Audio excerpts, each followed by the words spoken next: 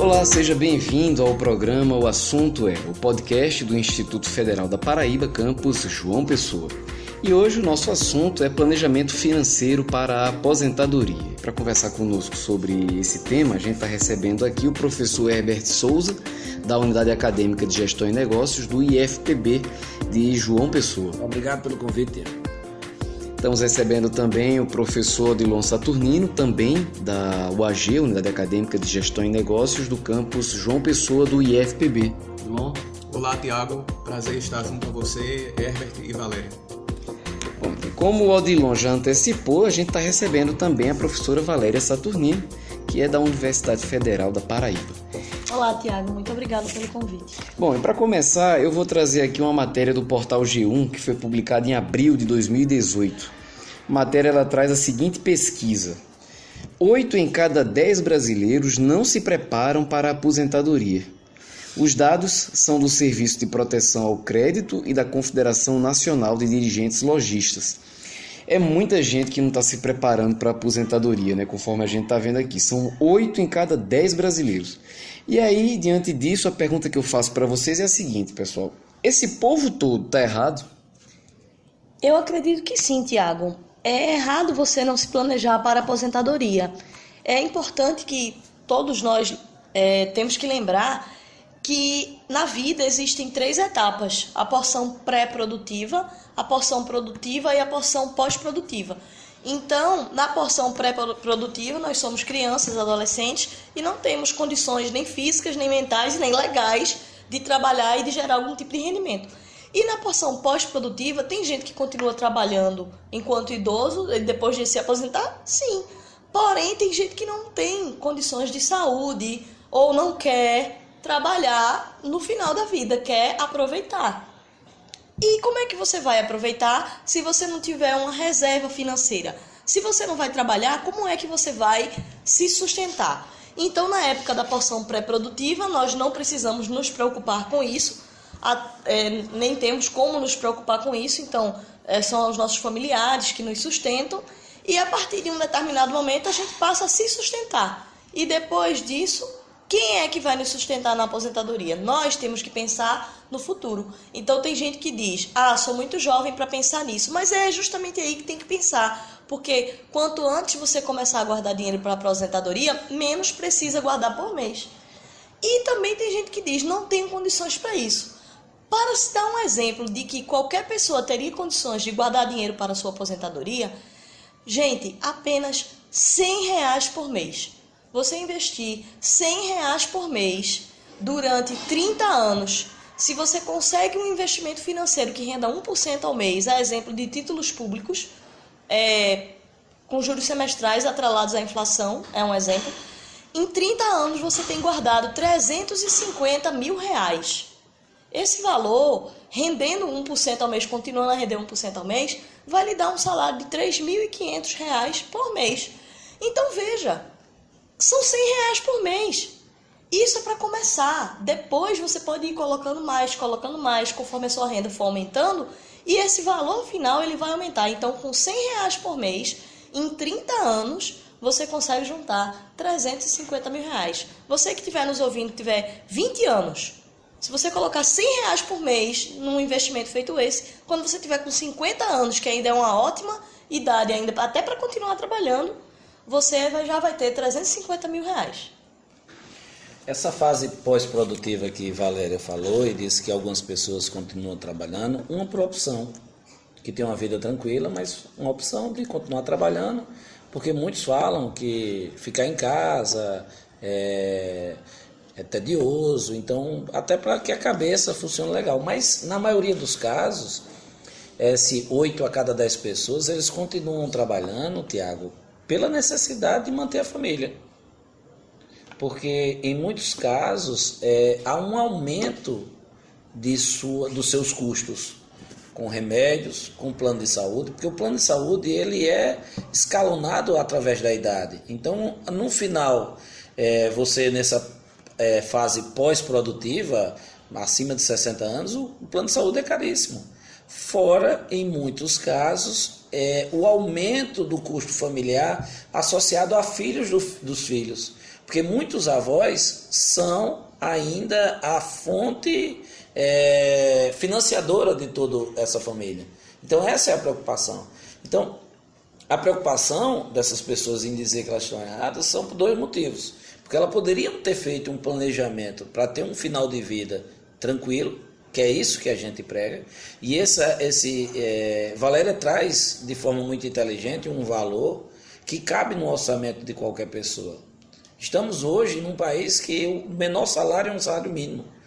Então, R$1.000, e você tirar 10% do seu salário, aí você diz assim, mas não cabe. Cabe. Basta haver um planejamento. Isso são escolhas. Eu quero poupar agora para usufruir no futuro. Que isso, na maioria dos casos, é invertida.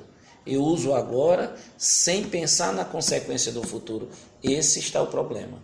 Eu concordo que essas pessoas estão erradas, né, nesse hábito de não se planejar, e complementando, né, o que Valéria e Herbert abordaram, o que pode impedir muitas pessoas de terem esse comportamento é o fato de só, em alguns casos, né, só pensar que está se planejando para a aposentadoria se tiver um plano de previdência complementar, né, especificamente um plano para a aposentadoria, mas não necessariamente. A pessoa pode estar se preparando para a aposentadoria com o simples hábito de poupar. Uma vez que gasta menos do que ganha, a pessoa começa a fazer poupança e a migrar para outras aplicações mais rentáveis, como Valéria citou, né, o caso dos títulos públicos, o certificado de depósito bancário, o fundo de investimento de renda fixa. E um fator muito importante é a pessoa especificar o investimento, ter essa perspectiva de longo prazo, como foi abordado, né, de 20 anos, de 30 anos, e essa perspectiva ser a da aposentadoria, dar nome aos seus investimentos e um deles ser a reserva para a aposentadoria, sem necessariamente ser o plano de aposentadoria. O importante é pensar no longo prazo, resistir à tentação de resgatar esse dinheiro antes para comprar um carro do ano, porque sempre existe esse risco, né? Essa é a vantagem de você ter um plano de previdência privada, porque na hora que você tenta, você não tem essa liquidez. Então, na hora que você pensa em resgatar, você tem um prejuízo muito grande. Essa é uma das vantagens, dependendo do valor, você ter um plano de previdência privada. A gente escuta muito falar do plano de previdência privada de forma negativa, por alguns educadores. Porém, dependendo do valor que você deposita, você pode optar por, no final, pegar aquela soma daquele valor e aplicar em outros valores, em outras opções de financiamento. Esse é o ideal. O que a gente prega é que você tem uma reserva para usufruir dessa reserva na fase pós-produtiva. Esse é o ideal. Independentemente de como foi feita essa reserva no primeiro momento. Claro, através da educação financeira, você sabe aproveitar melhor os rendimentos que podem vir por isso. Um exemplo, né, no caso dos títulos públicos. Título público de vencimento em 2050. O fato de a pessoa ter o hábito, porque o título público ele pode ser resgatado antes, mesmo que a pessoa invista em um que é para 2050, mas é ter o hábito de só fazer o resgate no vencimento. Então esse vencimento isso já pode ser considerado como de longo prazo, né, e a pessoa esperar até a data do vencimento. E nos outros também, né, no caso do CDB também, essa relação, Adilon, é interessante porque a liquidez ela é inversamente proporcional à rentabilidade. Então, quando a gente tem um planejamento para um título daqui a 2050, a gente vai ter uma rentabilidade muito maior do que simplesmente uma poupança, que a liquidez é imensa, mas que eu posso resgatar a qualquer momento. Então, isso é interessante, esse planejamento a longo prazo. Mais importante assim, do que quais títulos em si escolher, é ter noção do risco também desses títulos. Por exemplo, não vai investir o recurso para todo o recurso, você pode investir uma parte em ações, porque colocar tudo você corre o risco de perder, que é um investimento em renda variável em que pode haver perdas. Então, é importante ter noção do risco e é importante ter o hábito, todo mês, realizar esse investimento. Você não tem o hábito de nunca desonrar as suas dívidas, os seus compromissos, você não sempre paga a parcela do seu carro, a sua luz. Então, é ter também esse compromisso com você mesmo. Todo mês, antes de fazer qualquer coisa, antes de ter qualquer lazer, eu vou pegar esse valor aqui e eu vou guardar. Pode começar com aqueles R$100, R$200, que você vai ver como isso faz diferença no futuro. O que Valéria está trazendo, gente, que é muito comum a gente que faz esse acompanhamento de planejamento familiar e orçamentário, é as pessoas quererem poupar apenas aquilo que sobra. Isso. E, na verdade, Valéria está trazendo um fato que aquilo tem que fazer parte do teu orçamento. Então, da mesma forma que tu retira o dinheiro para pagar a tua energia, tu retira o teu dinheiro para pagar a água, tu tem que te retirar também no início do recebimento do teu salário aquele dinheiro para a aposentadoria. É interessante, como o Odilon disse, dê nomes a essa ideia, porque seria interessante que eu tivesse outras aplicações. Eu tivesse R$100 para aposentadoria, mas eu tivesse R$50 para uma viagem. Porque a gente não pode esquecer também da qualidade de vida. Eu poderia também ter R$50 poupado para emergências.